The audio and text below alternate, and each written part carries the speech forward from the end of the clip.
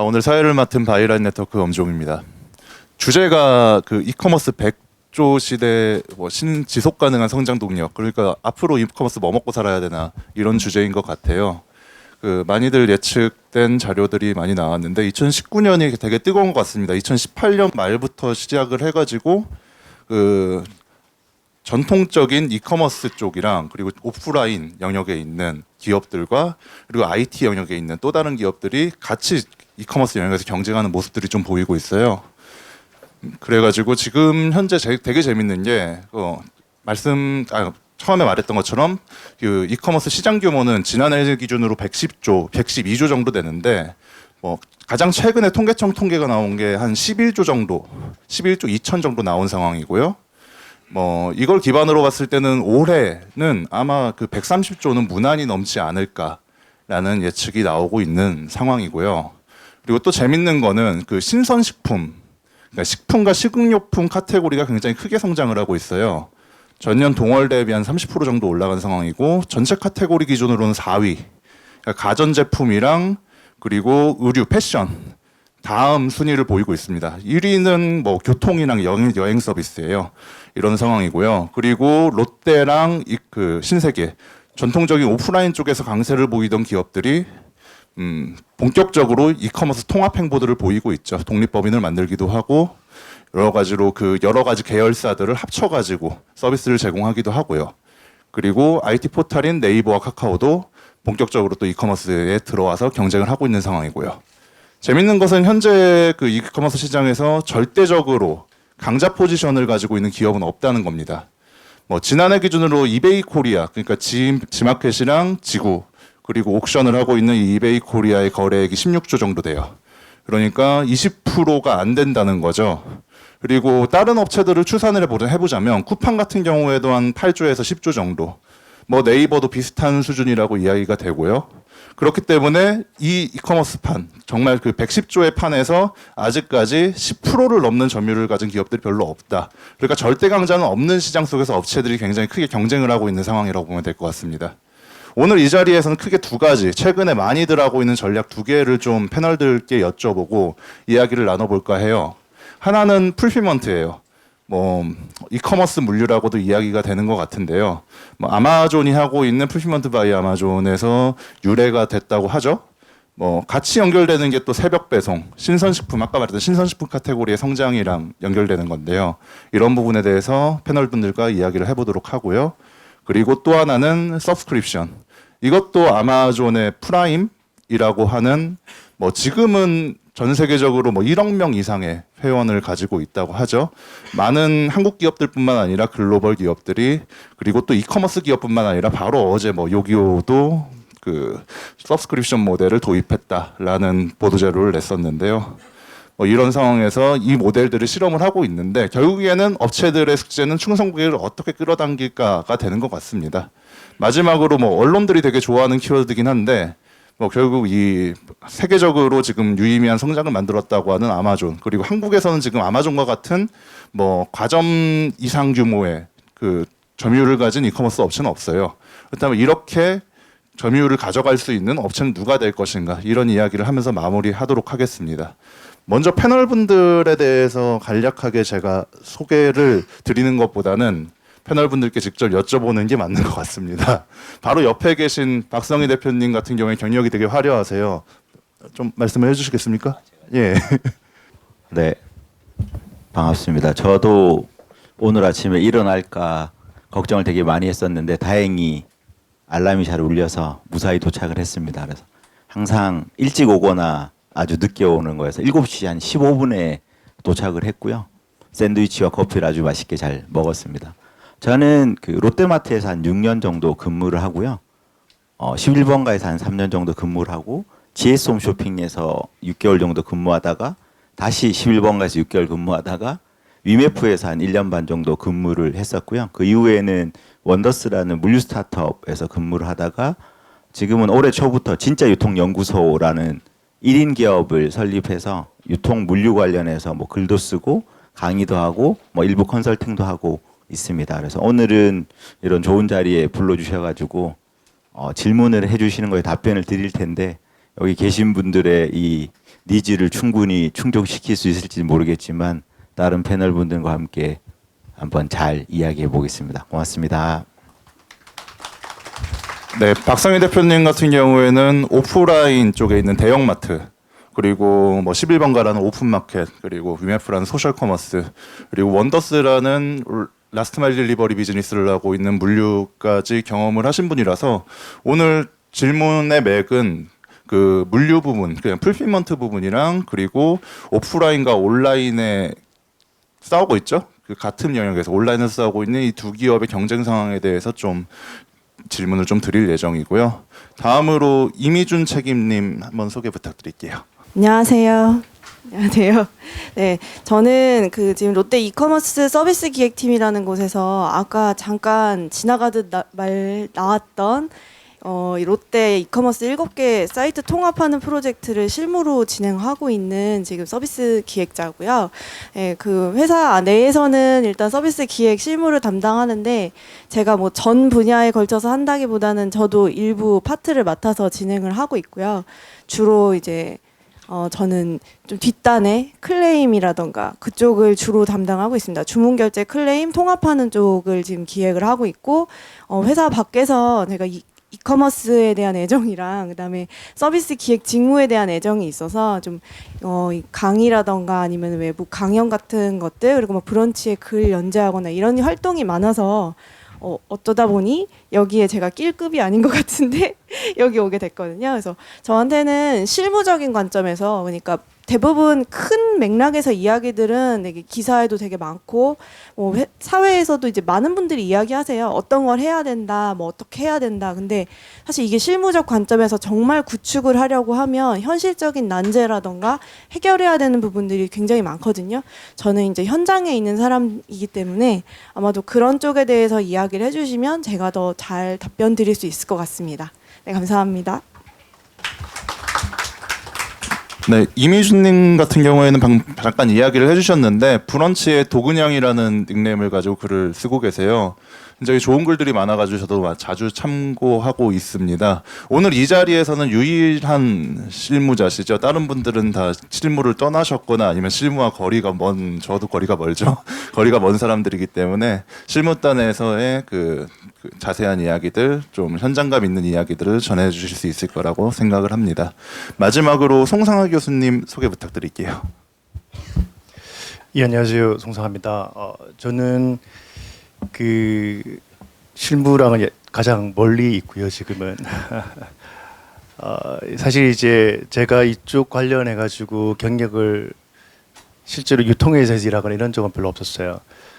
십몇 년 전에 이제 제가 그 SCM 쪽으로 해서 박사를 받은 다음에 이제 주로 했던 일은 IBM에서 컨설팅을 했었습니다. 그래서 그 당시에 이제 제 클라이언트는 거의 대부분 제조업체였습니다.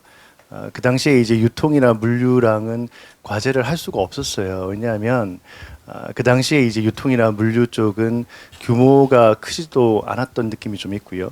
그 다음에 경쟁력을 얘기할 때 어떤 IT라든지 이러한 뭐랄까요, 지금 회자되는 것들에 대한 이슈는 상당히 좀 적었고, 그 당시에는 좀 휴먼 매니지먼트 이쪽에 좀 관심이 많았었습니다.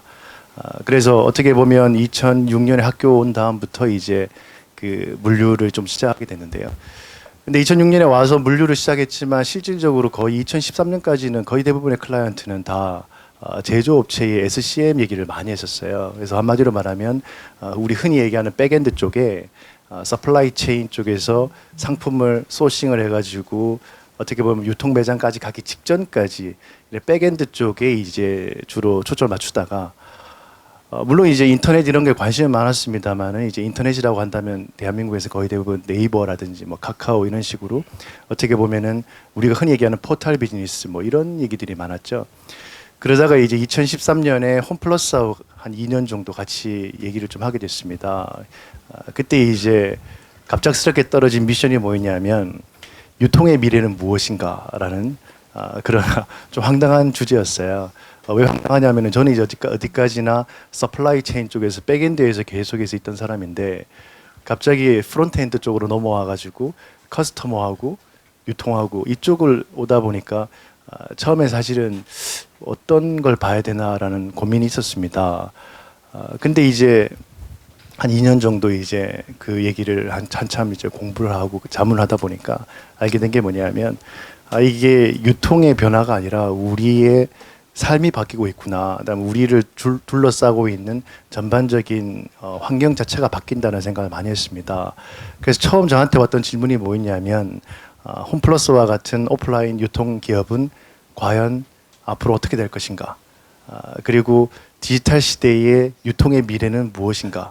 이런 주제였는데 마지막에 결론은 뭐였냐면요. 조금 황당한 결론이었어요. 이게 무슨 결론이었냐면 이제 시작할 때 질문은 오프라인이 온라인과 경쟁에 싸워 이길 수 있느냐 이런 질문이었는데 마지막 결론은 뭐였냐면 지금은 온라인과 오프라인의 경쟁이 전혀 아니다. 이거는 어떻게 보면 우리의 삶을 둘러싸고 있는 헤게모니 또 플랫폼을 차지하려고 하는 거대한 변화이기 때문에 업의 분류라든지 내가 온라인인지 오프라인인지 내가 제조인지 유통인지 물류인지 이런 거를 얘기한다는 것 자체가 무의미하구나.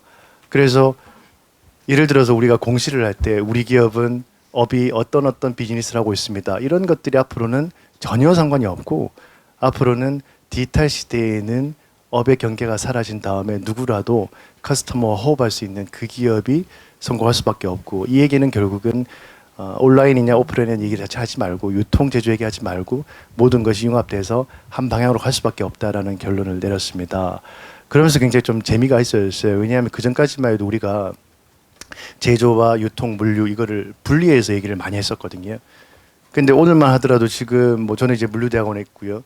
그 다음에 지금 보면 유통에서 오시고 또 소비자 쪽 이제 또 집중하고 계시는 뭐 박성희 대표님과 오시는 거 보면 결국은 지금의 트렌드 자체가 이런 융합이라고 생각할 수 있을 것 같습니다. 그런 맥락에서 제가 여기에 왔다고 생각하고요.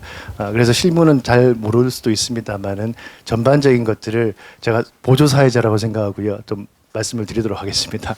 네.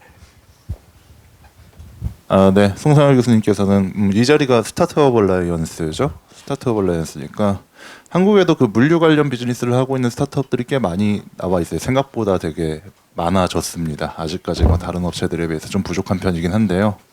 이런 쪽으로 제가 아는 분들 중에서는 학계에서는 가장 많은 좀 공부를 하시고 또 관련 콘텐츠들도 만들어낸 분이라고 저는 생각을 합니다. 네, 여튼 오늘 주제랑은 달랐는데 스타트업 얼라이언스라서 한마디 했고요. 그래서 본격적으로 시작을 할게요. 아마 첫 번째 아젠다죠. 그러니까 지금 되게 섞여 있어요. 제가 보기엔 그 필드가 크게 4개로 나뉘는 것 같아요. 이 4개란 무엇이냐? 아까 말했던 네이버, 카카오, IT 쪽에서 온 진영, 그리고 전통적인 오프라인 유통에서 온 뭐 롯데 신세계로 대표되는 진영, 그리고 C2C, 그러니까 오픈마켓이라고 하죠. 마켓플레이스라고도 해요. 이런 전통적인 이베이 코리아나 혹은 뭐 11번가, 뭐 인터파크, 뭐 이런 업체들로 대표되는 오픈마켓 진영, C2C 이커머스 진영이라고 할게요. 그리고 마지막으로 쿠팡이죠. 거의 한국에선 유일한 것 같아요. 물론 다른 업체도 좀 섞여 있습니다. 섞여 있어가지고 뭐 전부 다 뭐 B2C만 한다, C2C만 한다 이런 업체는 지금 없어요. 그렇지만 그걸 중점적으로 로켓 배송이라고 하는 직매입을 해가지고 판매를 하는 뭐 재고를 보유해가지고 이런 4개의 진영으로 나눌 수 있을 것 같은데. 그래도 첫 번째는 개괄이니까 개괄은 또 정리는 저보다는 교수님께서 훨씬 잘하시니 교수님께 한번 여쭤보고 싶어요. 이 4가지 진영에 있어서의 각각의 경쟁력이라고 강점이라고 보시는 부분과 약점이라고 보는 부분은 어떤 부분인지 말씀 부탁드릴게요. 네, 그 좀 시작을 하고 있기 때문에 어떤 개별 진영의 어떤 특성 얘기를 하는 거는 조금 뒤로 가고요. 먼저 분석하는 프레임워크를 좀 말씀을 드리고 싶어요. 이 여러 개의 종류의 기업들이 서로 경쟁을 할 때 어떻게 분석을 할 것인가라고 본다 그러면 저는 이제 2가지 축을 생각하고 있습니다. 첫 번째 축은 뭐냐 하면 구매를 하는 활동이 어떠한 프로세스로 일어나는가라는 부분이 있습니다. 그래서 이 부분은 이제 우리가 모먼트 오브 트루스라고 해가지고 진실의 순간 뭐 이렇게 얘기를 하죠. 그래서 어떻게 보면은 우리가 상품을 선택을 하고 그리고 실제로 사용을 하는 그 전반적인 과정을 얘기했을 때 이 과정은 크게 보면 4단계로 구성이 되어 있습니다. 첫 번째 단계는 우리가 수요를 파악을 해서 자신의 수요가 되겠죠. 무엇을 살 것인가를 검색하는 서치 단계가 있고요. 서치가 일단 끝나고 나면 2번째 단계는 그래서 실제로 셀렉션을 하고 픽업을 하는 요 피지컬한 부분이 있고 주문을 넣는 단계가 있고요. 세 번째 단계는 결제를 하고 딜리버리가 일어나는 단계가 있고요. 네 번째 단계는 그 상품을 사용을 하는 그런 단계가 있습니다. 요 말씀을 드린 이유는 뭐냐면 그래서 전통적으로 이제 우리가 이런 그 유통을 분석을 할 때는 제일 끝에 있는 사용을 할 때가 제일 중요했습니다. 왜냐하면 만족을 해야 되니까요. 실제로 상품을 사와 가지고 포장을 뜯은 다음에 이거 괜찮은데 또는 야 이거 형편없다. 이런 것이 있는데 이걸 우리가 이제 세컨드 MOT라고 부릅니다. 그래서 이제 이 두 번째 단계인데 어떻게 보면 그게 상품의 품질이 되게 중요한 걸 얘기하고 있죠. 그런데 그 앞에 단계는 뭐가 있냐면은 first MOT 그래가 첫 번째 진실의 순간은 뭐냐하면 상품을 처음에 만나는 순간입니다. 우리가 이제 흔히 얘기하는 그 가게 문을 열고 들어간다든지 또는 이 앞에서 아침을 먹고 싶은데 어느 식당을 갈 것인가 요 단계에 좀 가깝고요. 그래서 전통적으로 이제 우리가 생각을 할 때는 제조업 전성시대에는 세컨드 MOT가 중요했죠. 제품 자체가 중요했던 겁니다. 그런데 유통이 중요해지면서 뭐가 됐냐면은 퍼스트 MOT, 즉 선택을 받는 게 중요했죠. 그래서 내가 이런 상품이 있으니까 이걸 선택할 수 있게 하는 거, 그 단계가 되게 중요했습니다. 거기에서 가장 강점이 있었던 게 누구냐면 요 네 가지 진영 중에서 흔히 얘기하는 뭐 홈플러스, 롯데, 이마트 이런 기업들이 요 퍼스트 MOT의 가장 강력한 기업들이라고 볼 수 있죠. 왜냐하면 동네방네 커다란 매장들이 있으니까요. 우리가 지나가다가도 저기 이마트가 있구나, 저기 롯데마트가 있구나, 그거 굉장히 중요한 거였습니다. 그러니까 어떻게 보면은 과거에 2000년대 전까지만 해도 상품의 퀄리티가 중요한 시절에는 유통이나 물류 중요하지 않고요. 제조업의 본질적인 상품의 품질이 중요했다 그러면 어떻게 보면 2000년대부터는 퍼스트 MOT가 강조가 되면서 그야말로 이 유통이라는 게 앞에 뜨면서 월마트부터 시작해서요. 이런 오프라인 유통들이 굉장히 강점이 있었습니다. 그런데 요즘 이제 흔히 하는 얘기는 그런 단계가 아니라 제로 MOT라는 얘기를 많이 하고 있습니다. 이건 이제 그 구글에서 쓰는 용어였어요. 제로 MOT는 뭐냐면 이제 더 이상 사람들은 어떤 상품을 선택을 할 때 직접 눈으로 보지 않는다. 즉 온라인에서 검색을 하는 단계에서 이미 게임이 끝나 있다라는 거죠. 단적인 예가 뭐냐면 여러분들이 부산에 놀러 가시면요. 퍼스트 MOT, 세컨드 MOT 의미가 없습니다. 퍼스트 MOT는 뭐냐면요. 딱 눈에 봤을 때 저 집에 들어가고 싶다라는 거고요. 세컨드 MOT는 뭐냐면 먹어보고 맛있다라는 단계입니다. 근데 실제로는 어디서 경쟁이 일어나고 있냐면요. 제로 MOT예요. 이미 여러분이 부산에 갈 때는 어디에서 밥을 먹겠다라는 거 다 정해놨습니다. 즉 무언가 온라인에서 서치하는 단계에서 승리하지 못하면 이미 게임은 끝나 있는 거죠. 그래서 제로 MOT라고 한다 그러면 결국 이러한 프로세스적인 시각을 놓고 오면 결국은 파워가 어디로 넘어갔냐면요. 과거의 세컨드 MOT 시절에는 상품의 퀄리티에 있었다 그러면 2000년 초반에 퍼스트 MOT로 넘어온 단계에는 오프라인의 유통들이 가지고 있었죠. 파워를. 그래서 아마 신세계에서 이마트가 독립해 나왔던 그런 계기가 되지 않았나 생각합니다. 근데 지금의 전쟁은 제로 MOT에서 일어나고 있기 때문에 제로 MOT는 누구나 승자가 될 수 있습니다. 그런 맥락에서 본다 그러면은 온라인 진영은 다 지금 제로 MOT를 가지고 전쟁하고 있는데 초반에는 그것이 온라인 유통인 줄 알았는데 지금은 온라인 유통이 아니라 그 앞 단계에 있는 거 아니냐. 이제 사실은 마이너스 1일이 되는 건지 정확하게 잘 모르겠습니다만은 그런 맥락에서는 대한민국의 가장 강력한 유통회사는 네이버다라는 말이 틀린 말이 아닐 수도 있는 거죠. 즉 제로 MOT를 장악한 기업이 의외로 완전 IT 기업이 될 수도 있습니다. 그래서 이런 맥락으로 오늘 우리가 좀 얘기를 해보면 결국은 우리의 구매 활동이 일어나는 프로세스의 시작부터 끝까지를 놓고 보면 각각의 기업은 각 단계별로 파워를 가지고 있는데 과연 어디에서 경쟁이 일어날 것이냐 이걸 오늘 보는 것이 재미가 있을 것 같고요. 두 번째 측은 제가 또 뭐 같이 말씀 나눠보겠습니다만은 결국 상품 유통에 있어서 핵심 세 가지 요소는 뭐냐면 가격, 편리성 그리고 이 상품 구색이라고 부르죠. 그래서 우리가 이것을 price, convenience 그리고 selection이라고 부릅니다. 요 세 가지 측면에서의 목적 함수를 각 단계별로 어떻게 잘 풀어나가느냐 이것이 이제 미래 유통의 핵심이 될 것 같은데요. 그런 맥락에서 오늘 각 진영별로 어느 단계의 파워가 있고 또 컨비니언스, 프라이스, 셀렉션 측면에서 어떤 기업이 또 강점이 있는지 이런 것을 오늘 들어본다면 큰 도움이 될 거라고 생각하고 있습니다. 네, 좀 더 구체적인 내용으로 좀 들어가 볼게요. 일단 다음 질문은 제가 박성희 대표님께 한번 드리고요. 이 지금 경쟁의 맥락이 오프라인이랑 온라인이랑 싸우고 있는 상황이죠. 그리고 가장 최근에 또 홈플러스가 또 가만히 있다가 튀어나왔습니다. 전국에 있는 140개 매장을 풀필먼트 센터로 바꾼대요. 네, 풀필먼트 매장이었나? 전용 풀필먼트 매장이었나? 이런 이름을 썼던 것 같습니다. 네. 그러니까 풀필먼트가 지금 온라인 기업이든 오프라인 기업이든 쿠팡도 자회사인 쿠팡 풀필먼트 서비스라는 게 있죠. 아마존도 아까 말씀드렸듯이 풀필먼트를 예전부터 하고 있었고, 그러면 이 풀필먼트가 대체 뭔지 전 좀 잘 모르겠는데 이 오프라인 기업이 말하는 풀필먼트와 온라인 기업이 말하는 풀필먼트가 어떻게 다른지 좀 그 박성희 대표님이 두 개를 다 경험해 보셨으니까 여쭤보고 싶습니다. 네, 그 사실 사전 질문지를 받긴 했는데 이렇게 얘기하니까 질문이 새롭네요.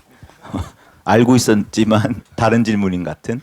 풀필먼트는 뭐 사실 항상 정의는 여기 또 교수님도 계셔서 검색하면 나오는 것처럼 뭐 주문 처리 뭐 등으로 되어 있고요. 그냥 단순하게는 풀필먼트 바이 아마존 해서 아마존에서 하는 풀필먼트 주문 처리다라고 하고, 지금 네이버에서 검색을 하면 국내에도 풀필먼트 업체가 무수히 많습니다. 그럼 그 각각의 풀필먼트 업체들이 재밌는 건 이제 하는 얘기들이 조금 다르죠. 근데 대부분이 얘기하는 건 비슷합니다. 그냥 어쨌든 주문이 들어온 걸 처리해 주는 것, 어디까지 처리해 주느냐의 차이가 있지만 어쨌든 실질적으로 아까 말한 뭐 제로나 뭐 1, 2 그 MOT에서 각각 일어나는 주문단을 그 후단까지 내가 뭐 마트에서 샀든 온라인으로 구매를 했든 내가 직접 만들든 그 제품의 생산 공정 이후 내가 무언가를 결제하고 나서부터 그 뒷단에 다 처리가 돼서 내 손에 들어올 때까지 단계가 풀필먼트 단계인데, 그 부분에 대해서는 첫 번째로 오프라인 기준으로 보면 국내 오프라인 유통업체들은 대부분 직매입을 기반으로 하고 있습니다. 거의 대부분. 그래서 풀필먼트 서비스라고 하기에는 조금 애매한 게, 풀필먼트는 제 개인 의견으로는 워낙에 이제 의견이 많아서 제 개인 의견으로는 삼자 물류, 남의 물건을 처리해 주는 게 기본이라고 생각을 하거든요. 그러니까 이마트, 롯데마트, 홈플러스가 원래 자기 물건을 처리하는 거를 풀필먼트라고 하지는 않습니다. 걔는 뭐 SCM이나 공급망 관리, 재고 관리 등으로 불렀던 거고, 그 롯데마트, 이마트, 홈플러스가 내가 산 내 직매입 상품이 아닌 업체 배송 상품을 잘 처리해 주는 게 풀필먼트 개념이라고 저는 개인적으로 구분하고 있고요. 그러면 오프라인과 온라인의 차이. 온라인은 대부분 재고를 안 가지고 있습니다. 쿠팡을 제외하면 대부분 자체 배송. 내가 이베이 11번가에서 판매하는 셀러면 내가 창고에서 포장해서 보내주다가 행사 한번 걸려서 물량 팡팡 터지고 안정적으로 판매량이 올라가게 되면 스스로 할 수 없는 상황이 되기 때문에 삼자 물류, 속칭 3PL 업체에 맡겼던 거고요. 그때까지 3PL 업체에 맡기면 조금 더 창고와 포장 발송 개념이 강했습니다. 내가 내 제품을 창고에 보관해주고 내가 주문 내역을 전달해주면 거기서 포장해서 택배사에 넘겨주는, 택배 영역은 별개니까. 근데 그거를 풀필먼트라고 하면 뭐 대부분의 분들이 똑같이 얘기하고 저도 거기에 동의하는 게 오더 풀필먼트, 주문서를 어떻게 처리해 주느냐가 핵심입니다. 기존의 3PL 일반적인 창고라고 하면 엑셀로 이제 주문을 보내줍니다. 내가 오늘 주문받은 걸 5시에 주문서를 다운받아서 엑셀로 변환해서 창고에 보내주면 창고가 그 엑셀을 자기 WMS 창고 관리 시스템이 있으면 거기 업로드를 하거나 아니면 그냥 엑셀을 그대로 보고 포장을 한 다음에 택배사에 넘기는 구조로 되어 있었는데요. 풀필먼트라고 하면 그 주문 수집이 자동으로 처리되는, 내가 딱히 뭘 하지 않아도 아마존 풀필먼트에 내 재고를 넣어놓으면 아마존이 알아서 주문받은 거 내 재고 갖다가 고객한테 갖다 주고 CS까지 처리해 주는 것. 그래서 쉬운 얘기로 하면 내가 남의 창고에 물건을 갖다 놓으면 알아서 팔아서 정산해서 나한테 주는 것. 그만큼 서비스 영역이 크니까 수수료는 많이 들겠죠. 내가 내 쪽으로 할수록 비용은 적게 들고. 근데 재밌는 건 실제 계산을 해봐야겠지만 대부분의 풀필먼트 서비스들은 내가 직접 하는 것보다 쌉니다. 50개에서 70개 개인이 직접 포장할 수 있는 수량을 넘어가는 순간이면 창고 인건비 각종 관리 비용을 계산을 하면 더 싸기 때문에 그래서 원 질문을 다시 넘어가서 오프라인에서 말하는 풀필먼트는 원래 자기가 내 제품 갖고 하고 있었던 서비스 그거를 내 제품이 아닌 남의 재고에다가 처리해 주는 게 풀필먼트 이렇게 저는 개인적으로 생각을 하고요. 추가적으로 뭐 질문은 이따 질문 시간이 있을 것으로 생각하고 있습니다. 네, 잠깐 풀필먼트 쪽을 짚어봤는데 이거는 이따가 좀 자세히 좀 이야기를 나누고요. 다음으로 이미준님께 한번 여쭤볼게요. 아마 제가 기획에 좀 어느 정도 관여가 된 걸로 알고 있는데 저 그 요즘 그 멤버십 서비스 아까 말씀드렸듯이 각광입니다. 롯데 같은 경우에도 롯데 오너스라고 하는 뭐 2,900원에 뭐 여러 가지 적립금 전용딜 뭐 그리고 또 여러 가지 오프라인 롯데 계열사의 할인 혜택들을 모아가지고 멤버십 서비스를 얼마 전에 출시를 했어요. 그 마찬가지로 그 쿠팡 같은 경우에도 뭐 로켓아웃 회원이 뭐 160만이 넘었느니 뭐 이런 이야기가 돌고 있고 또 위메프 같은 경우에도 요즘 쿠팡을 하도 가격으로 뭐 많이 이야기를 하고 있죠. 이 이야기는 뒤에서 살짝 더 하고요. 제가 이미준님께 여쭤보고 싶은 거는 왜 이렇게 많이들 그 멤버십 서비스 그것도 유료 멤버십을 왜 하는지 좀 궁금해요. 업체들이. 일단 흔한 얘기부터 말씀드리면 일단은 락인 전략 때문에 보통 이제 이런 회원제를 만든다라고 하잖아요. 그래서 아마존 프라임이 아무래도 되게 지대한 공헌을 했죠. 이 전국의 이커머스들이나 이 대기업들이 어떻게 하면 고객을 하나로 뭉쳐서 조금 더 다양한 맥락에서 고객한테 서비스를 제공해 줄까 요거를 고민을 하다 보면 자연스럽게 이 고객을 붙들어줘야 되는데 아까 이제 교수님이 말씀하신 것처럼 이커머스가 어느 순간부터 국내에서는 제로 모먼트에서 밀리고 있거든요. 그래서 고객은 아마존을 이용하는 고객들은 프론트에 들어와서 물건을 찾아요. 근데 우리나라의 고객들은 프론트에 들어와서 물건을 찾는 게 아니라 네이버에서 검색을 하고 오거나 인스타그램을 보고 들어오거든요. 그렇기 때문에 여기서는 더 이상 물건을 탐색을 하는 일이 일어나는 게 아니라 최저가 경쟁만 하는 일들이 일어나기 시작을 하는 거죠. 그렇게 되면 아무리 좋은 상품을 개발을 해도 후킹용으로 상품 들어온 거 외에 나머지는 전부 팔리지가 않는 현상들이 일어나기 시작합니다. 그래서 체리피커가 되기 때문에 어떻게 하면은 여기에 더 중점을 두고 고객을 락인시킬 수 있을까를 고민을 하다 보면 충성도 높은 멤버십 혜택이라는 쪽을 접근을 하게 되거나 아니면 더 쉬운 접근으로는 간편결제 쪽으로 많이 고개를 돌리게 되는 거죠. 근데 롯데에서 오너스라고 하는 멤버십 프로그램을 만든 데는 일단 그런 부분도 있긴 한데 약간 통합 전략적인 부분이 좀 큽니다. 그래서 기존의 락인이라던가 이런 것들은 보통 한 사이트에 국한이 되고 간편결제도 여러분 아시다시피 한 10여 종이 넘는데 이커머스에서 만드는 간편결제는 자사에 국한된 경우가 너무 많아요. 그래서 그 이베이에서 하고 있는 스마일페이 같은 경우도 지금 제휴처를 늘리려고 굉장히 노력을 하고 있지만 그냥 일반적인 삼성페이나 뭐 이런 데들보다도 이제 뭐랄까 제휴처나 이런 걸 만들기가 쉽지만은 않다고 들었거든요. 저희 계열사 중에도 이제 엘페이를 하는 멤버스라고 하는 계열사가 있고 그런 멤버스나 회원제들 이런 것들을 다 묶어서 저희는 7개 사이트를 통합을 하는 관점에서 일단 회원제라는 걸 먼저 선발주자로 내세운 거고요. 그래서 이 회원제가 각 롯데의 여러 가지 유통사들을 동시에 그냥 다 같은 회원제 멤버십으로 묶어서 이제 나중에 커머스가 합쳐졌을 때 그때 자연스럽게 핵심 고객을 이동시키기 위한 그런 발판이라고 생각해 보실 수 있을 것 같습니다. 그래서 지금 요 서비스들 그 오너스 만약에 가입 안 해보신 분들은 해보시면 아직은 무료예요. 첫 달은 무료인데 해보시면은 그거를 한번 테스트 해보셨으면 좋겠어요. 저는 기획자긴 한데 마케터가 아니거든요. 그래서 저한테 KPI는 중요하지 않고요. 그 저에게 핵심적인 보시라고 하시고 싶은 부분은 가입을 하시고 난 다음에 동의를 받을 거예요. 저희가 어떤 동의냐면 온오프라인 서비스를 연계해서 고객분들에게 어떻게 하면 접목시켜서 혜택이나 아니면은 마케팅을 할 수 있을까에 대한 고민들을 많이 하고 있는데 거기에 대한 저희의 고민이 많이 녹아 있습니다. 그래서 거기에 대해서 좀 한번 자세히 봐보시면은 나중에 어떤 식의 멤버스나 아니면 락인 전략을 통합 전략으로 옴니라는 걸 키워드로 가져갈 수 있고 싶어 하는지 한번 보실 수 있을 것 같습니다. 네, 첨언하면 그 롯데보너스 가입하면 롯데시네마 티켓 주고 있습니다. 네. 네, 갑자기 롯데시네마. 네, 롯데시네마는 좋으니까요. 뭐. 네, 방금 전에 좀 락인 전략하니까 되게 저는 궁금한 게 좀 생겼어요. 그래서 이미준님께 좀 추가 질문을 드릴게요. 그러니까 그 지금 멤버십 서비스를 보시면 아실 텐데요. 뭐 티몬이든 위메프든 이베이든 롯데든 보시면 되게 비슷비슷해요. 뭐 조금 더 많은 적립금, 뭐 따로 오픈을 해주는 뭐 전용 딜 페이지, 그리고 쿠폰 주고요. 이 정도 느낌이에요. 가격도 좀 비슷비슷해요. 어디는 뭐 990원이고 어디는 2,900원이고 뭐 이런데 사실 별 그 혜택을 보면 큰 차이는 없다고 저는 생각을 하거든요.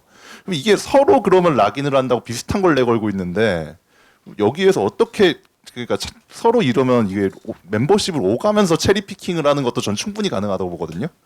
그럼 어떻게 차별화를 좀 가져가야 될까요? 예. 사실 그게 되게 큰 문제인 거라고 생각을 하는데 그 간편페이도 여러분 거의 3,000원 혜택 때문에 한 10군데 가입해 놓으셨을 수 있어요. 한번 첫 가입하면 다 3,000원씩 할인해 주잖아요. 이게 지금 오너스나 이런 멤버스들 거의 다 비슷한 상황이긴 하거든요. 이게 다른 혜택을 추가적으로 주고 싶긴 한데 아마존 프라임에서 주고 있는 혜택을 한번 생각해 보시면 거기는 뭐 영화, 독서, 뭐 이런 이북 뭐 아니면 음악 이런 것들을 막 주잖아요. 물론 아마존은 이제 그러한 것들을 컨텐츠를 제공해줘서 거기서 데이터를 또 수집을 해서 고객에 대한 이제 좀 다면적인 그런 프로파일링을 할 수 있다라고 하는데 사실 이커머스 기업 국내 기업들도 다 하고 싶을 거예요. 예. 근데 일단 보유를 하고 있는 서비스 자체가 아니라는 점이 되게 비용 구조상 문제가 되게 크거든요. 고민을 다 해봤을 때 스트리밍 서비스들을 해주게 된다라고 하면 타사랑 아니 뭐 계열사라도 해도 건당 과금을 하게 되는데 국내에서는 그 비용 구조를 정확하게 다 인지해서 지속적인 서비스를 제공해주기는 상당히 좀 어려운 상태고 그러다 보니까 내부적으로 풀 수 있거나 단타성인 그런 혜택들 위주로 이커머스들이 많이 구성을 하고 있어요.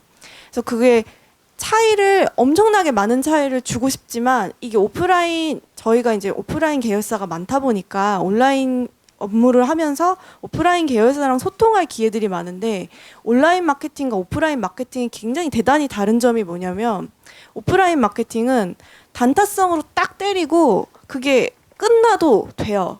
오프라인이란 특징이 있기 때문에. 근데 온라인은 한번 그 서비스를 때리면 그 기간 내에 이용하는 게 아니라 지속적으로 서비스가 제공되지 않으면 모든 사람에게 전달이 안 된다는 특징을 갖고 있습니다. 그래서 이게 만약에 마케팅으로서 고객을 지속적으로 락인하려면 그냥 영속되는 뭔가 비용 구조를 가질 수 있어야지만 서비스를 도입을 할 수 있는데 함부로 시작을 하기가 어려운 거죠. 그래서 되게 파격적인 서비스보다는 지속 가능한 서비스로 좀 약간 보수적으로 채택을 하는 게 아닌가라는 생각을 갖고 있습니다.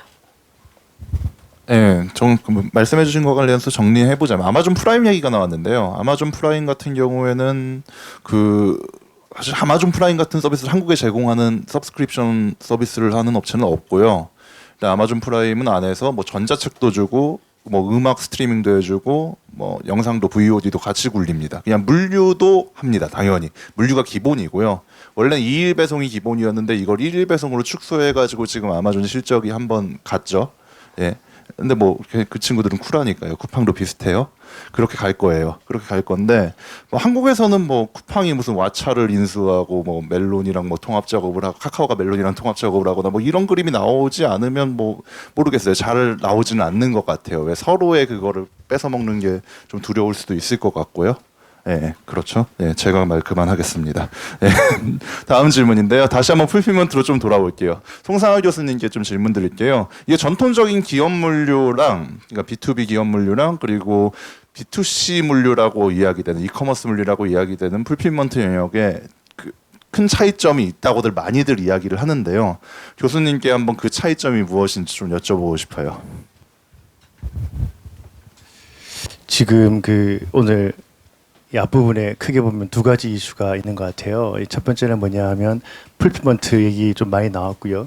그다음에 두 번째는 멤버십 얘기가 나왔습니다. 요거를 섞어가지고 한번 들여다볼 필요가 있어요. 왜냐하면 이 두 가지가 결국 아마존이 하고 있는 거란 말입니다. 그럼 이제 우리는 누구라도 미국의 아마존 같은 기업이 한국에는 어떻게 될 것이냐, 이거 지금 다들 관심 많으실 거예요. 그래서 롯데에서도 이제 멤버십을 시작을 하시는 거죠.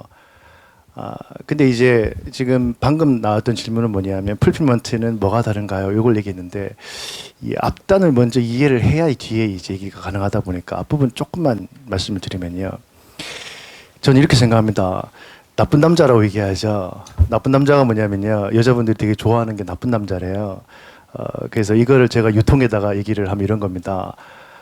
여러분이 물건 팔려고 하시면요. 절대 팔 수가 없어요. 나쁜 남자가 뭐겠어요? 난 이 여자랑 사귈 마음이 별로 없다는 식으로 나쁘게 나가니까 여자들이 좋아해 주지 않습니까? 근데 착한 남자는 인기가 없어요. 왜냐하면 다 해주거든요. 그럼 여자분들이 관심이 없죠. 이거 왜 말씀드리냐면요. 결국은 멤버십에서 우리가 락인을 하겠다라고 얘기했는데 락인이 목표가 되는 순간 멤버십은 100% 실패합니다.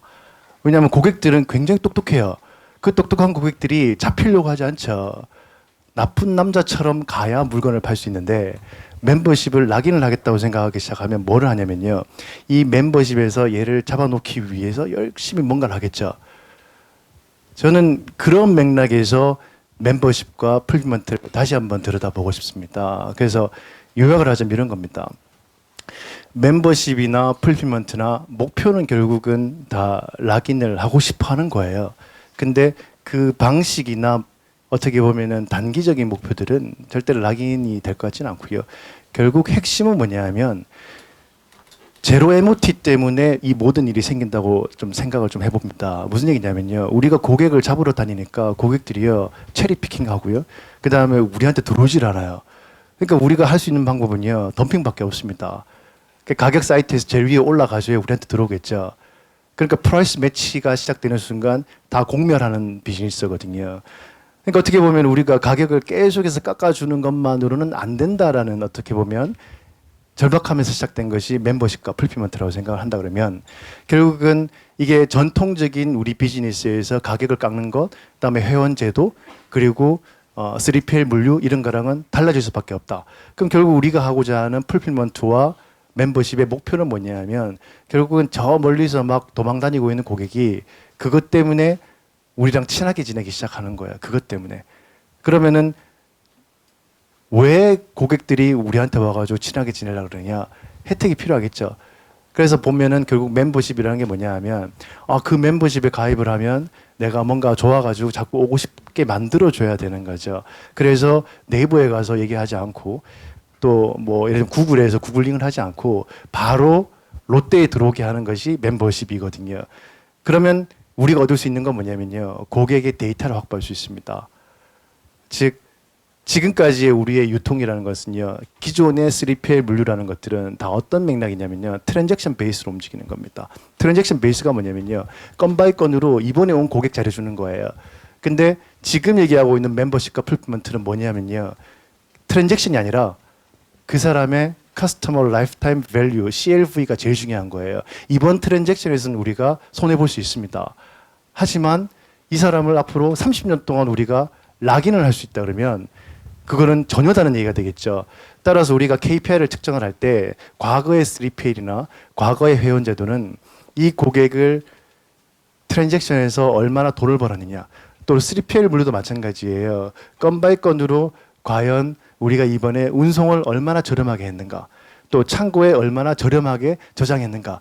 이러한 어떻게 보면 프로세스의 단계별 유닛 비율을 가져갔다 그러면 지금 얘기하고 있는 멤버십과 풀필먼트는 핵심이 뭐냐면 커스터머 라이프타임 밸류를 주기 위해서는 무한한 고객 만족이 핵심입니다. 그러려고 그러면 어떻게 해야 되겠어요? 더 잘해줘야 되거든요. 그러려고 그러면은 고객이 누군지를 미리 알아야 돼요.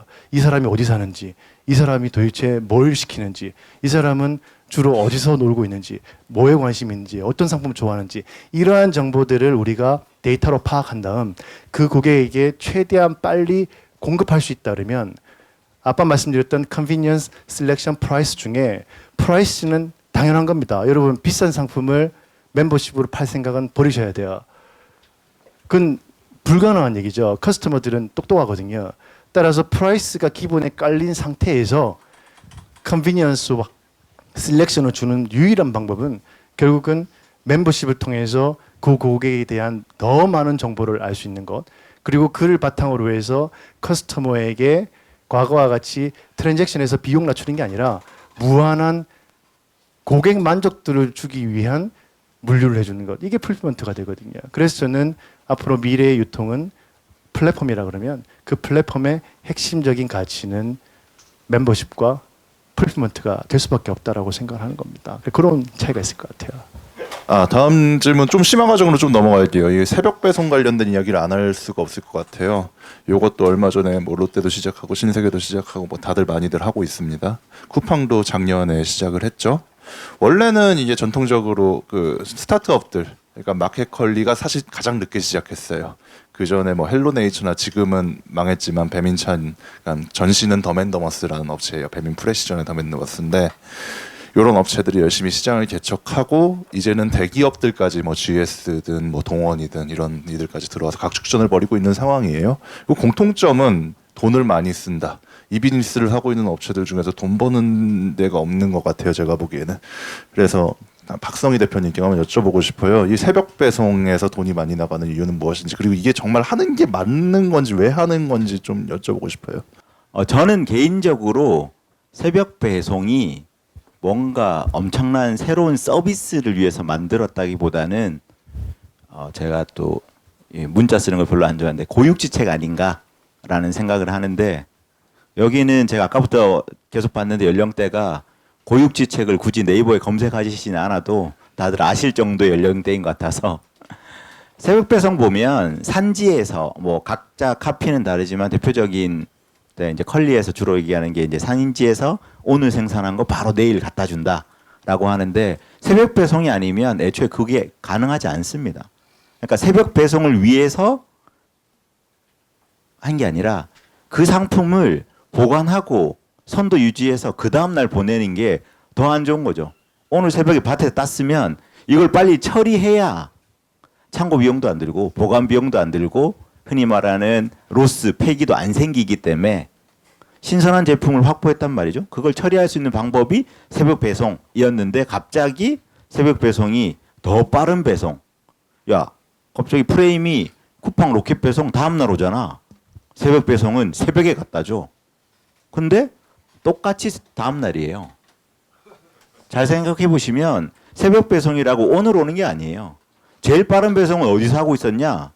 마트에서 100만 년 전부터 하고 있었습니다.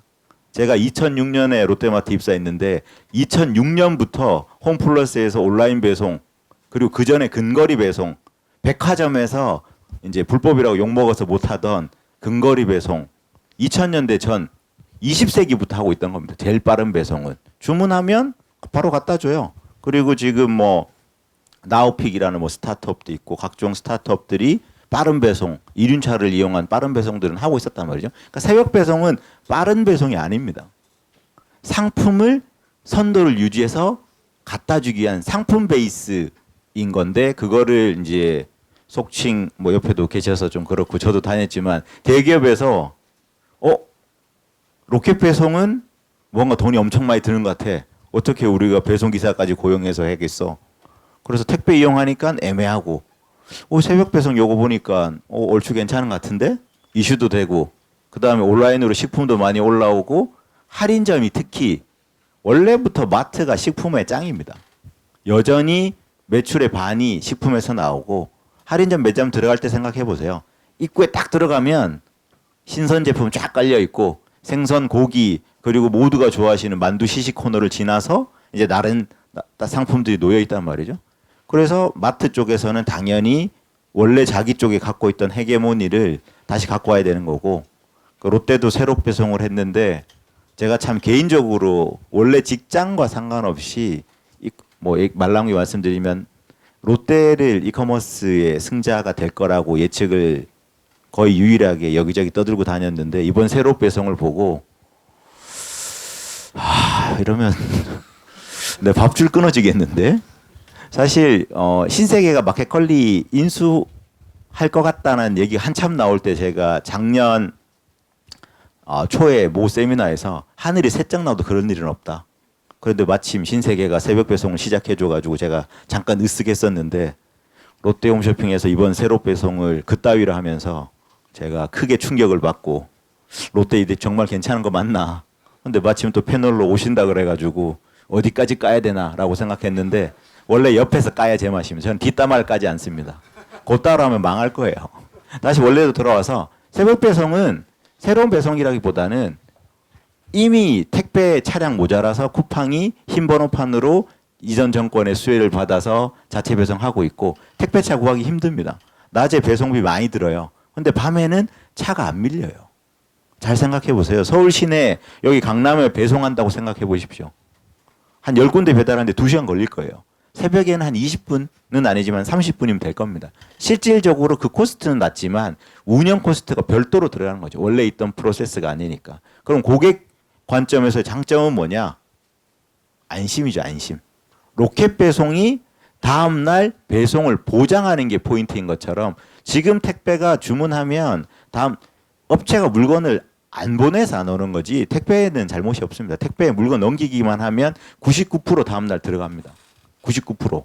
월요일 날 좀 떨어져도 98.5%. 요건 제가 택배회사 임원들한테 직접 들었으니 한 1% 정도는 까서 들으시면 그래도 98%는 도착한다고 보면 새벽 배송은 그거보다도 확실하게 도착하는 거. 그리고 택배 받기가 힘들잖아요.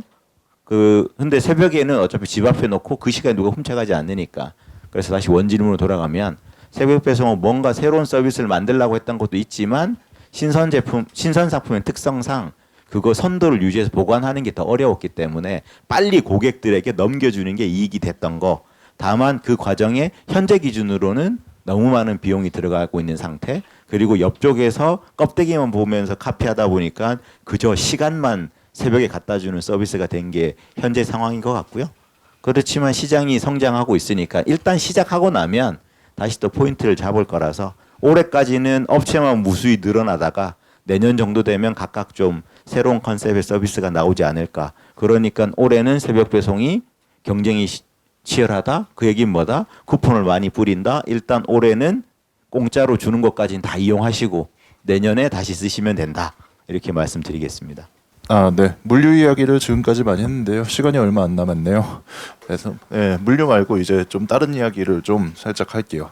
판매, 그러니까 커머스니까요. 이커머스도 커머스니까 결국에는 많은 상품을 파는 게 되게 중요한 목적이 될 것 같은데 그래서 이미준님께 한번 여쭤보고 싶어요. 책임님께 여쭤보고 싶고요. 뭐 새벽 배송하니까 뭐 얼마 전에 마켓컬리에서 뭐 전지현 광고도 하고 뭐 되게 많은 그런 것들이 있는데 책임님은 기획자시니까요. 고객을 많이 끌어당기고 많이 팔 수 있는 기획이란 어떤 것인지 왜 저한테 말씀을 이러시는 부탁드릴 수 있을까요? 그 마케팅에 대한 얘기 아까 물어보신 거는 어떤 관점에서 이야기를 해야 될지는 사실 좀 어려운 부분인데 동선적인 부분을 봐야 될 것 같아요. 그래서 아까 계속 교수님도 그 제로 모먼트 얘기를 하셨고 지금은 뭔가 물건에 후킹되는 걸 위에다가 엄청 크게 전시한다고 물건이 팔리는 시즌은 아니라고 생각하거든요. 그게 외부에 나가서 이익을 가져다 준다라고 아무도 장담하지 못하는 시점이라고 생각해요. 그래서 이게 그냥 실무자에서 제 개인적인 관점에서 말씀을 드리자면 전시화 보통 고객이 들어와서 보는 메인 전시화면을 아무리 자주 바꿔도 고객이 갑자기 늘어나거나 거기서 매출 전환이 확 땡겨지거나 하는 일은 사실 별로 많지 않더라고요. 이거를 만들기 위해서는 그 앞에 단계를 설계를 하는 게 지금 훨씬 더 중요해졌는데 어떻게 인입을 시킬 것인가에 대한 관점 때문에 지금 스타트업들에서 가장 중요시하고 있는 부분은 들어오는 것과 나가는 것 같아요. 그래서 예를 들어 계속 마켓컬리 얘기가 나왔는데 마켓컬리가 표면적으로 드러나는 서비스는 새벽 배송이 분명하지만 실제로 유저가 사용하는 이유는 새벽 배송만은 아니거든요. 그 여성 주부들이 봤을 때 당근 하나를 팔아도 인스타그램에 올릴 수 있는 요리 사진이 등록돼 있는 곳은 거기밖에 없어요. 그래서 저희 계열사 롯데마트만 해도 당근 사진이 올라오지 당근이 뭐 무슨 맛있게 요리가 돼서 플레이팅 돼서 올라오는 건 이제 최근의 트렌드란 말이에요. 그래서 그러니까 이게 들어오는 것과 나가는 것을 전시 매장이 다 같이 컨택을 하고 있다라고 보는 게 이 사진이 외부에 전시돼 있으면 이 사진을 보고 전시 매장으로 들어오게 되고, 그리고 이 들어온 게 다시 인스타그램으로 순환될 수 있는 구조를 아예 컨텐츠적으로 만들어 놓지 않았나라는 생각을 개인적으로 좀 갖고 있습니다. 그래서 마케터들이 퍼포먼스 마케팅을 많이 주로 열심히 하고 그로스 해킹에 굉장히 포인트를 주면서 말씀하신 데이터, 고객에 대한 데이터, 그리고 내부에서 움직이는 행동 데이터, 이런 것들 열심히 보는 이유, 결국에는 이 앞에서부터 흘러갔다 다시 들어오게 하는 순환 구조를 만들기 위해서 지금 노력을 하는 포인트라고 보고 있고요. 그래서 기획 관점에서도 사실은 그런 순환 구조를 많이 실무에서는 많이 고민을 하고 있습니다. 네, 거의 뭐 막바지네요. 네. 교수님께 한번 마지막 정리를 좀 부탁드리고 싶은데, 아까 말씀해주신 부분 중에 하나가 이커머스를 구성하는 뭐 세 가지 요인, 하나가 상품이고요, 하나는 뭐 편의성, 그리고 마지막 하나가 셀렉션이죠, 상품 구색. 이 세 가지가 뭐 같이 굴러가는 것 같아요, 대개는. 근데 혹자는 뭐 특별히 뭐 그 중에서도 편의성, 그리고 편의성 중에서 물류를 강조하는 기업이 있고, 뭐 그냥 말을 할게요. 그냥 쿠팡이 물류를 강조한다면 위메프가 최근에 우리가 쿠팡보다 무조건 싸다라고 하면서 마케팅을 하고 있죠. 예, 뭐 무조건 싼 건 아니에요. 사실 보면 무조건 싼 건 아니지만 그래도 자기네들이 싼 게 많다라고 하면서 기자들에게 보도자료도 뿌리고 뭐 또 하고 있는데, 그렇다면 이 세 가지 요소 중에 강조하는 부분은 분명히 다를 수 있을 것 같아요. 교수님께서 보시기에 약간 이 중에서 좀 중요한 부분은 무엇이고, 어떻게 좀 이걸 결국 믹스를 어떻게 하는가 중요한 것 같은데, 어떻게 하면 잘할 수 있을지 좀 인사이트를 여쭤보고 싶네요.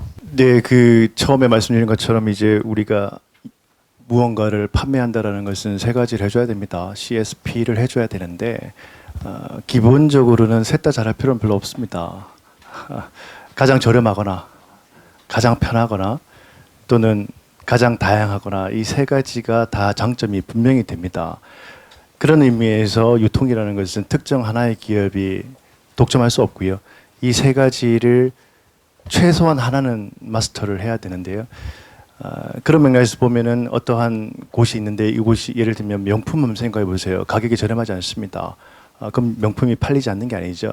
명품이라는 것은 결국은 셀렉션이라는 측면에서 보면은 커스터머의 다양성이라는 측면에서는 그야말로 충분히 만족시켜 줄 수가 있습니다. 그렇기 때문에 이 CSP를 제공하는 데 있어서 이것을 섞어가지고 어떻게 잘해보자라는 전략은 저는 일단은 아니라고 보고요. 가장 기본적으로는 CSP에 각각 하나를 마스터해야 된다라고 보는 겁니다. 근데 이제 국내에 이제 유통 기업들은 이 CSP 중에 하나라도 제대로 마스터했냐라는 측면에서 좀 아쉬움이 있고요. 그리고 좋지 않은 상품을 마케팅한다는 생각은 사실 버려야 됩니다.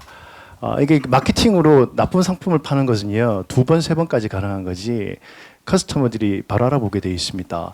따라서 우리가 지금 집중해야 될 건 뭐냐면 사실 기본을 잘 해야 돼요. 그래서 CSP 중에 아까 말씀드린 것처럼 제로 MOT에서 세컨 MOT까지 전체 프로세스에서 우리가 CSP의 각각을 위해서 각 단계에서 무엇을 할 것인가를 적절하게 조합한 기업만이 성공한다라는 측면에서 본다면, 첫 번째 코스트코는 성공하고 있고요.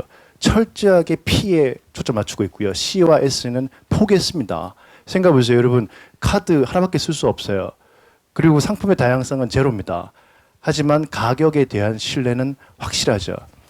즉 CSP 중에 하나를 마스터한다는 것은 코스트코를 봐야 되고요. 그 다음 셀렉션 측면에서는요. 사실 여러분들이 이베이를 가보시면요, 숫자가 있습니다. 일반적인 마트에서 판매되는 상품의 종류는 뭐 대략 한 평균 5만 가지 정도 된다 그러면, 우리가 흔히 얘기하는 오픈마켓에서는 1억 5천에서 2억 가지 정도를 선택하실 수가 있습니다. 그런 맥락에서 본다 그러면은 또 오픈마켓은 S라는 상품의 다양성, 구색 측면에서는 따라갈 수가 없죠. 그런 맥락에서 본다 그러면 결국은 각각의 기업은 CSP 하나하나를 다 잘 하는 거고요. 그 다음이 뭐가 문제냐면요. 근데 내가 이 세상을 다 먹고 싶어요. 그러면 P에서 시작한 기업은 C와 S를 하고 싶어 하고요. 그 다음에 S에서 시작한 기업은 C와 P를 하고 싶어 하겠죠. 그렇게 본다 그러면은 쿠팡은 어디로 가고 있냐면 P를 정복한 상태에서 S와 C를 다 해버리겠다라는 생각을 할지도 모르겠어요. 반대로 이제 우리 흔히 얘기하는 오프라인의 롯데나 이마트는 나는 P도 있고 C도 있는데 S가 없어요. 생각해보세요. 여러분 마트에 가시면요, 다양한 상품 살 가능성은 0%입니다. 왜냐하면 다양한 재고를 미리 가지고 있다. 이것은 바로 망하는 지름길이죠. 결국 우리는 베스트셀러를 가지고 있을 수밖에 없어요. 자, 그래서 C와 P를 가지고 있는데 문제는 뭐냐면 인스타그램입니다. 인스타그램에서요, 옆에 있는 주부가 캠벨 수프를 딱 올리면서 너무 맛있어요, 해보세요. 그럼 당장 여러분은 캠벨 수프 먹고 싶어, 이번 점심 때. 근데 마트에는 없을 수도 있다라는 거죠. 내가 원하는 수프이. 그러면은 결국은 어딘가에서 그것을 만족을 시켜야 된다라고 본다 그러면 결국 앞으로의 전쟁은 P는 무조건 기본이고요. 그 다음에 C와 S에서 두 가지에서 어디에 가중치를 두느냐 가지고 경쟁이 일어나기 때문에 장담컨대 특정 하나의 기업이 다 먹는 세상은 나올 수가 없습니다. 그래서 다시 요약을 하자면 이제 우리가 기업들 하나씩 보면요. 코스트코는 P를 마스터했죠. 그러면 S를 마스터한 기업은 온라인의 이베이란 말입니다. 컨비니언스를 마스터한 기업은요. 사실은 이마트, 롯데마트 그리고 편의점이 있어요. 그러면 나머지 기업들은 뭐냐면요. 이것들을 적절하게 조합을 해가면서 이제 커스터머의 머저리티가 어디에 있는가. 예를 들면 현재 시장에는 편리함보다는 다양한 걸 원하는 건지 또는 다양한 것보다는 편한 것을 원하는 건지 물론 셋 다 있으면 좋겠습니다만은 이러한 전략적인 트레이드오프를 조직 내의 단계별로 정확하게 얼라인먼트 하지 않으면 바로 옆에는 절벽이 있는 겁니다. 그래서 지금 제가 볼 때는 마무리를 한다면 결국 CSP를 단계별로 가는 측면에서 바라본다 그러면 아마 아까 얘기하셨던 뭐 세로 배송부터 시작해서 이런 것들에 대한 분석을 하실 수 있을 거라고 생각을 합니다. 네. 정리해 주셔서 감사합니다. 대개 한국 기업들은 그냥 다 하고 싶은 것 같아요. 다 아마존 하고 싶은 것 같은데 예. 대개는 그런 것 같습니다. 제가 보기엔 그렇고요. 저희가 1분 정도 마지막 질문 패널분들에게 한국형 아마존은 누가 될까라는 그냥 간단한 질문 하나, 간단하지만 어렵죠. 예, 저한테도 얼마 전에 그 SBS 쪽에서 인터뷰했을 때 물어보더라고요. 하여튼 저도 한번 여쭤보겠습니다. 이거 하고 질의응답 넘어갈게요. 한번 먼저 박성희님부터 한국에서 어떤 기업이 잘 나갈까? 그냥 이런 질문입니다. 일단은 한국형 아마존이라는 거는 혹시 제가 지금 입고 있는 옷이 잘 보이는지 모르겠는데 이런 겁니다. 이게 구찌가 아니라 아구찜이거든요. 이렇게 하면 구찌처럼 보이죠. 그렇지만 속은 원래 아까 새벽 배송할 때 벗었어야 되는데 아까 흥분해가지고 노잼이라 그래서 재밌게 얘기하려다가 제가 오늘 이것 때문에 제일 신경 쓴 건 복장, 마상. 네. 그 한국형 아마존 관련해서 저는 꾸준히 제가 진짜유통연구소에 글 써서 어쨌든 여러 가지 악플도 많이 먹고 공유도 많이 됐던 게 개인적으로 순위를 매겨놓은 게 있습니다. 탑으로 꼽은 게 그래도 롯데. 아까 말씀하신 오늘은 핵심은 제로와 CSP죠. 그 중에 롯데는 일단은 아까 언급은 안 했는데 돈이 있습니다. 돈이. 따로 뭐 돈 받은 건 아니고요. 프라이싱 돈이 있으면 해결됩니다. 편의성 돈을 바르면 되죠. 셀렉션 지금 홈플러스가 온라인이라고 하면서 매장을 풀필먼트 센터로 쓰겠다고 얘기했는데 제가 사실 롯데마트 혁신팀에 있으면서 계속 얘기했던 게 그거였거든요. 롯데 전체 그룹사를 백화점 마트를 중간 창고로 쓰고 슈퍼와 편의점을 이어서 백화점 후방 공간이랑 마트의 공간에 재고를 적재해 놓고 그걸 빠르게 편의점과 슈퍼에 공급해서 셀렉션이 부족한 슈퍼와 편의점의 제품을 공급하고 그다음에 업체에도 하고 그게 지금 이제 현실성이 있어진 이유가 백화점 요즘에 나는 그래도 한 달에 한 번 이상 백화점 꼭 간다 하시는 분. 나는 한 달에 한 번은 백화점 꼭 간다. 길어질 것 같아서 네, 그런가요? 간단하게 부탁드립니다. 네. 오늘 이렇게 분량이 별로 못 뽑은 것 같아가지고 달리려고 했더니 한국형 아마존 저는 일바 롯데 그래도 유통공룡이고 돈도 있고 신동빈 회장이 돈 쓰겠다라고 했던 거고요. 두 번째는 아까 말씀하신 CSP 부분에서 그리고 제로 모먼트 부분에서 네이버가 가장 강력하지 않나. 네이버가 단순히 검색어 가격 비교만으로 보면 뭐 그런 거 하지만 네이버 페이가 짱짱맨입니다. 그리고 세 번째를 쿠팡으로 꼽는데 쿠팡은 그럼에도 불구하고 아직은 이제는 돈 넓게 거의 확실시해 보이는데 한 번 정도는 최소 2조에서 3조 정도를 더 넣어줘야 괜찮지 않을까. 지금 쓰고 있는 속도라면 빠르면 올해 늦어도 내년 1분기에는 새로 받은 자금이 줄어들 거라서 저는 롯데, 네이버, 쿠팡 순으로 먹을 것 같습니다. 아, 네. 제가 다음으로 이미준님께 같은 질문 한번 드릴게요. 간단하게 부탁드립니다. 질의응답을 해야 되기 때문에 어다, 왜다, 딱 이 정도면 일단- 괜찮을 것 같아요. 일단은 제가 실무에서 일을 하고 있고 특정 프로젝트에 참여를 하고 있는 사람이기 때문에 뭔가 아무래도 바이어스가 있거든요. 그래서 거기에 대해서 이렇게 대답을 드리는 건 힘들 것 같고요. 저는 아주 단기적으로 봤을 때 저는 버티컬 형태로 늘어나는 게 오히려 아마존처럼 대형보다는 단타성으로는 훨씬 파고 들어가는 게 많아질 거라고 생각을 합니다. 그래서 10대들은 이미 페이스북 메신저 쓰고 옷을 살 때는 무신사나 지그재그를 이용하잖아요. 여기는 그런 분들이 안 계실 것 같긴 한데 근데 이런 차이가 분명히 일어날 거라고 생각을 하고요. 이런 차이가 많아지면 단기적으로는 교수님 말씀하신 것처럼 특정한 영역에서 프로덕트가 아니면 제조적인 프로덕트일 수도 있고요. 아니면 특정 프로덕트에 뭔가 굉장히 전문성이 있는 것들일 수도 있는데 그런 부분에서 뭔가 버티컬하게 깊어지고 그 다음에 언젠가 이런 것들을 모을 수 있는 아마존 같이 큰 업체가 나타날 수도 있지 않을까 이렇게 생각을 합니다. 네, 감사합니다. 마지막으로 교수님께도 같은 질문 한번 드리겠습니다. 네, 처음부터 말씀드린 것처럼 한국에서는 아마존과 같은 독점적인 기업 나오긴 어렵습니다. 일단 기본적으로 따라서 버티컬의 시대가 될 거고요. 다만 이제 두 가지로 말씀드릴게요. 첫 번째, 쿠팡이 아마존처럼 됐으면 좋겠다. 희망 사항입니다. 첫 번째, 충분히 가능성이 있고요. 하지만 실질적으로 생각하는 제 생각에 아마존이 된다면 후보는 네이버라고 생각합니다. 네. 네, 이제 청중분들 중에서도 되게 궁금한 내용이 많을 것 같아요. 급정리하고 있는데 그 궁금하신 거 있으신 분 손을 들어주시면 마이크 전달드리도록 할게요. 안녕하세요. 질문해도 되나요? 네, 리테일 매거진의 윤희영이라고 하는데요. 오늘 네 분 말씀 너무 잘 들었고 무료로 이런 자리에 이렇게 와도 되나 싶을 정도로 알찬 말씀들을 해주셔서 너무 감사합니다. 오늘 일찍 일어나는 게 힘들었는데 오길 잘한 것 같아요.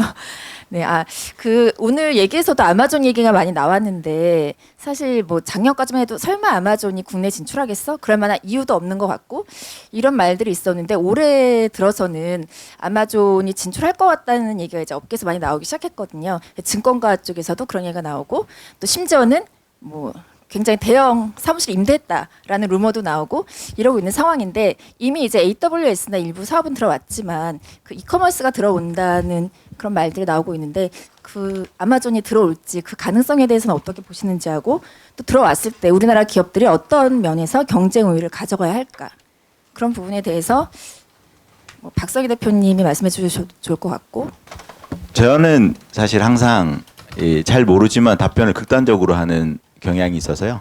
국내 아마존 직진출 가능성은 항상 제 개인 관점으로는 0에 가깝지 않나라고 생각을 합니다. 아마존이 계속 이제 나오는 것처럼 강점을 갖고 있는 건 풀필먼트 그리고 그 자체의 이제 서비스 등등인데 국내 그 기반을 굳이 지금 갖춰서 제가 송 교수님 의견에 100% 동의하는 건 국내에서 아마존이 그럼 얼마나 먹을 수 있나?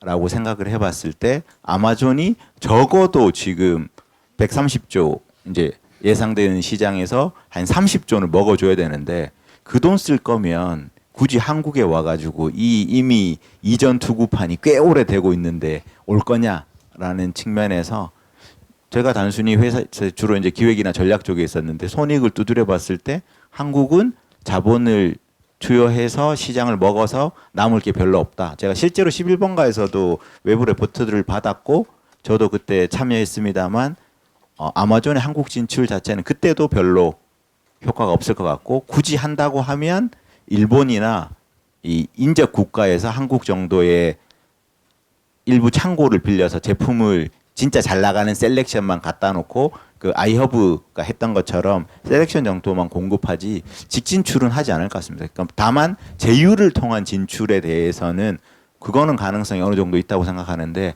직접 아마존닷컴이 KR로 한국에 들어오는 거는 없지 않을까 하는 게 제 개인 의견입니다. 네, 이거는 제가 한번 좀 첨언 비슷한 거를 드릴 수 있을 것 같아요. 일단 아마존이 한국에 들어올까 말까. 최근에 한글 패치를 했어요. 아마존이 한글 패치를 했습니다. 그래서 언어팩으로 아마존닷컴 들어가면 한국어를 선택을 할 수 있고요.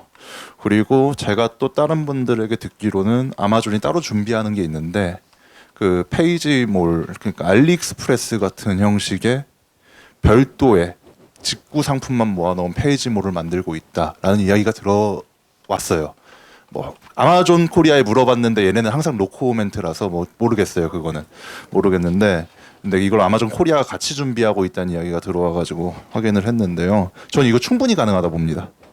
왜냐하면 굳이 그냥 기존에 있던 얘네들이 FBA 물류센터에다가 가지고 있는 상품 셀렉션들을 자체적으로 그냥 한국인들에게 보내는 상품 혹은 전 세계로 보내는 상품들만 노출을 시켜가지고 뭐 물류야 원래 가지고 있고 항공이든 해운이든 태우면 되니까요.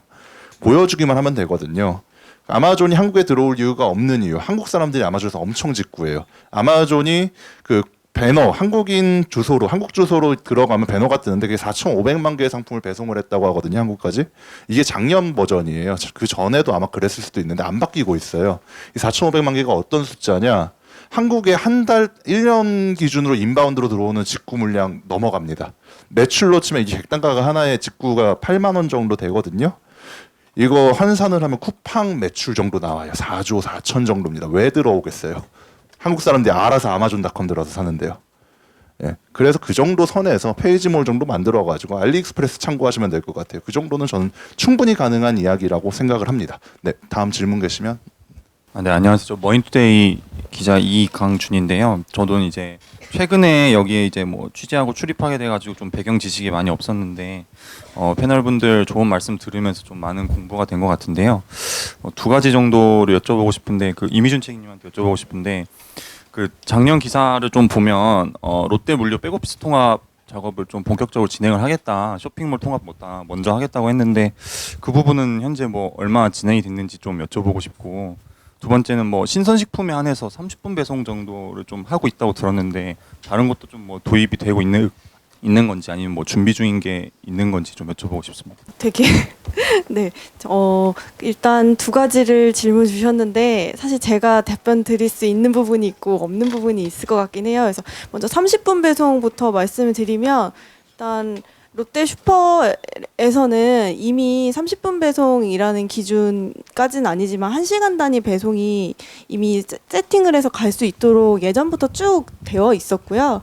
이제 그거에서 조금 더 단축을 하게 되면 30분 배송을 할 수 있다라는 개념으로 생각을 하고 있습니다. 저는 물론 지금 저는 약간 2020년 쪽을 포커싱을 하고 있기 때문에 현재 진행에 대해서 제가 모르는 부분이 되게 많아서요. 그리고 백오피스 통합에 대한 부분은 지금 물류 기준으로 말씀을 해주셨는데 그 백오피스 통합에 대한 기사가 나왔던 부분은 현재 지금 저희 2020년에 통합몰 기준으로 이제 그게 쭉 연장선상에 있는 프로젝트로 알고 있고요. 그래서 제가 뭐라고 딱히 정확하게 말씀드릴 만한 부분은 아닌 것 같아서 일단은 그런 프로젝트 맥락을 쭉 가지고 저희는 큰 그림 그리면서 가고 있는 중이긴 합니다. 뒤에 이코노믹 리뷰의 최진웅 기자님. 그 풀필먼트와 이러면 멤버십 지금까지와 다른 이 두 가지가 도구가 되는 거고 무한한 고객 만족이 이제 목표가 될 수도 있는 건데 정확하게 뭘 말하는 건지 좀 감이 좀 안 와가지고요. 그거 좀 답변 좀 부탁드리고요. 저 그 다른 분들한테도 좀 질문 좀 드리고 싶은데 잠깐 그 인스타그램 얘기가 좀 나왔잖아요. 그래서 저도 되게 좀 그 미디어 커머스 쪽에 좀 관심이 좀 많이 있는 편인데 이게 또 부작용도 만만치 않거든요. 뭐 최근에 논란도 많았고 뭐 이런 부분들을 좀 이커머스 본류에서는 어떻게 보고 계시는지 좀 궁금합니다. 그 앞부분에서 말씀드릴 때 이제 CSP 오늘 좀 어떻게 보면은 이론적 배경으로 말씀을 드렸어요. 그런 맥락에서 P라고 하는 것은 기본적으로는 커스터머와 이렇게 호흡을 하지 않더라도 대량 구매를 한다든지 무언가 방법이 있습니다. 근데 이제 편의성이라든지 아니면 다양성 이런 것들을 주기 위해서는 비용이 올라갈 수밖에 없어요. 즉 30분 내에 배송을 하겠습니다. 생각해 보세요. 30분 내에 배송을 하려고 그러면요. 지금 우리가 재고를 이미 가진 상태에서 들어오자마자 바로 그 주문만 마트에서 피킹을 해가지고 퀵에 태워서 보내야 됩니다. 근데 커스터머가 돈을 낼 거냐 이거죠, 이거에 대해서. 근데 또 우리가 그렇게 해서 30분 내 배송 C를 준다고 하면 가정을 해볼게요. 근데 고객이 내가 원하는 것은 전복 중에서도 진도에서 올라온 전복을 원한다. 나는 완도에서 온 걸 원해. 이럴 수도 있거든요. 그럼 그런 것까지 주려고 한다 그러면 과연 우리가 가격을 통제하면서 C와 S를 동시에 줄 수 있냐 이거죠. 불가능합니다. 그렇다 그러면은 결국은 딱 한 가지 방법밖에 없어요. 그 사람이 오늘 낮에 30분 내에 배송할 거를 예측해서 하지 않는 한 불가능합니다. 따라서 그 컬리에 이제 저희가 세미나를 한번 한 적이 있는데요. 새벽 배송을 하는 거 자체의 챌린지가 뭐가 있냐면요. 우리가 생각할 때는 내일 아침에 팔 거를 오늘 밤에 주문하면 그게 산지에서 올 것 같지만 그렇지 않습니다. 오늘 하루 종일 판매하는 전복을 나는 예를 들면요. 오늘 전복을 하루 종일 우리 홈페이지에다가 쫙 광고를 합니다. 그러면은 오늘 밤 11시까지 컷오프를 해가지고 마감을 한 다음에 그거를 새벽에 딜리버리 해야 됩니다. 그럼 실제로 우리는 오더는요, 사실은 2, 3일 전에 오더를 내놔야 돼요. 그래야 산지에서 그거를 피킹을 한 다음에 오늘 우리 창고에 넣거든요. 그럼 우리가 물건을 판매도 하기 전에 사실은 주문부터 시작해서 백엔드는 움직이고 있어야 돼요. 이게 안 되기 위해서는 재고를 쌓아두고 가도 되는 공산품은 상관없습니다만은 신선식품 같은 경우에는 폐기율을 생각한다 그러면은 굉장히 어려운 싸움을 하고 있는 거죠. 따라서 우리의 초점이 어디에 가 있냐면요. 주문을 예측하는 역량, 그 다음에 이게 폐기율을 줄이는 역량, 이거 전부 다 과거에는 상품의 다양성을 없앰으로써 해결했었어요. 그냥 전복 하나만 갖다 놓고요. 1년 내내 그만 파는 거죠. 근데 지금의 커스터머는요, 그런 식으로 움직이지 않습니다. 단타로 움직이는 거죠. 어제는 전복 먹던 사람이 오늘 안 먹습니다. 따라서 이러한 커스터머의 디맨드의 언서튼티를 해결하는 유일한 방법은요, 커스터머를 나의 친구로 만들지 않는 한, 즉 친구라는 게 뭐냐면요, 얘가 뭐 하는지 다 알아야 돼요. 일단 그 친구 근처에 우리가 창고 다 가지고 있어야 되고요. 그런 맥락에서 저는 멤버십이나 풀필먼트나 고객을 우리와 함께 호흡하는 사람을 만들지 못하면 방법이 아예 없습니다. 그렇게 말씀드리고 싶네요. 좀 제가 이게 저희가 담당하고 있는 파트랑 조금 차이가 있어가지고 말씀드리면 이거는 그냥 회사적 차원이 아니라 그냥 제 개인적인 사견이라고 보시면 될 것 같고요. 인스타그램이나 페이스북 광고가 작년, 재작년까지 굉장히 많이 그 업계에서 각광을 받았는데 이제 그 어느 순간부터는 약간 이거의 효율성에 대한 부분에 대해서 많은 의구심들을 내시는 분들이 많이 생겼어요. 그래서 이거에 대해서 정말 이게 정말 효과적인가? 물론 되게 자극적인 영상 같은 것들을 우리 국내의 광고법에서 소화하지 못하는 부분들을 인스타그램이나 페이스북에서 많이 소화를 하고 있고 그런 걸 통해서 새로 생겨난 이제 버티컬한 그런 커머스들도 있는데요. 이 광고를 어느 정도로 이용을 할 거냐에 대한 부분은 조금 각 사마다 이 그 가치에 따라서 좀 달라지는 부분이 있는 것 같고요. 그리고 그거를 이제 버티컬랑 뭐 블링크나 이런 회사처럼 부드럽게 할 거냐에 대한 부분은 좀 회사적인 선택인 것 같습니다. 미디어 커머스 전체적으로 좀 얘기를 하게 되면 커머스 회사마다 지금 다들 시도는 굉장히 많이 하고 있는데 지금 뭔가 대표적으로 굉장히 잘 나간다라고 하는 미디어 커머스는 현재 제가 생각했을 때는 그렇게 대표 주작격은 이제 아직은 없는 것 같고요. 근데 회사들에서 이거를 많이 노력을 하고 있는 부분이 기존에 저희가 TV 방송을 하던 홈쇼핑들과 비교를 했을 때 미디어 커머스가 인터넷에서 일어나는 건 확실히 그 차이가 있다라고 보고 있습니다. 그래서 지금 거기서 어느 방점을 찍고 갈 것인가에 대해서 다들 많이 시도를 하고 경험을 쌓는 중이라고 생각합니다.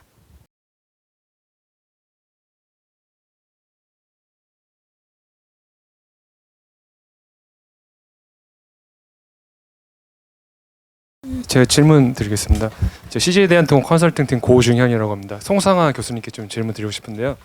저는 이제 저희 회사의 이제 입장에서 한번 가능성에 대해서 여쭤보고 싶은데 이제 이런 마켓 리딩 업체들이 자체적으로 이제 물류를 수행하고 이런 경우가 있는데 이 시장에서 저희 회사의 역할에 대해서 가능성에 대해서 좀 여쭤보고 싶습니다.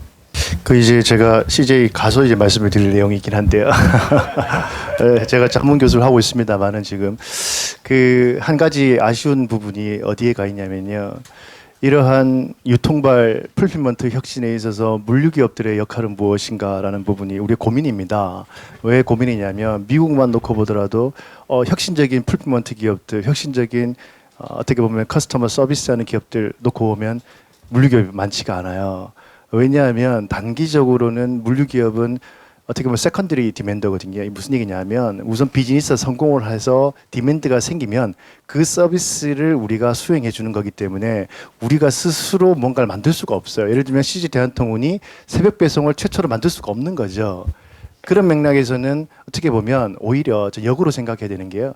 결국 우리는 인프라를 가지고 있기 때문에 CJ 대한통운은 결국 어떻게 해야 되냐면은 차라리 쿠팡이 시장의 30%를 먹어버리면 또 컬리가 시장의 40%를 먹어버리면 경쟁 기업들이 거기에 대응하는 방법은 결국 인프라를 가지고 있는 물류 기업이 될 수밖에 없습니다. 그래서 단기적으로는 유통 기업들이 성공하기를 바라고요. 그다음에 그걸 통해 가지고 물류 기업들은 준비된 기업들에게 기회가 있기 때문에 오히려 조급해할 필요가 없습니다. 그래서 오히려 쿠팡과 아마존, 그다음 뭐 JD 뭐 이런 기업들의 어떻게 보면 선전을 기대하고 있습니다. 네. 좀 전체적인 내용에서 현실적인 얘기를 한 가지만 좀 여쭤보고 싶은데 아마존 같은 경우에는 어떤 지금이야 굉장히 커져서 굉장히 좋은 서비스를 하는 것처럼 기업이 보이지만 사실 전략적인 판단을 잘 해왔다고 보이고 그 판단의 각각의 투자에 의해서 잉여 이익을 남기기보다는 그런 것들이 다음 세대에 뭘 가야 된다라는 투자를 통해서 아까 말씀하신 제로 모먼트를 위해서 아마존 같은 경우에는 구글에서 검색하지 말고 닷컴에 들어와서 검색을 해라 라는 것까지 갈 수 있는 걸로 가서 제로 모먼트를 잡으려고 단계적으로 가고 있다고 봅니다. 근데 우리나라는 이걸 가지고서 LTV 얘기까지 가면서 이제 이런 얘기들을 하는데 실제로는 그게 되기 위해서는 우리한테 락인된 고객들이 실제로 제품을 구매하는 순간순간에 들어가는 비용은 똑같다는 거죠.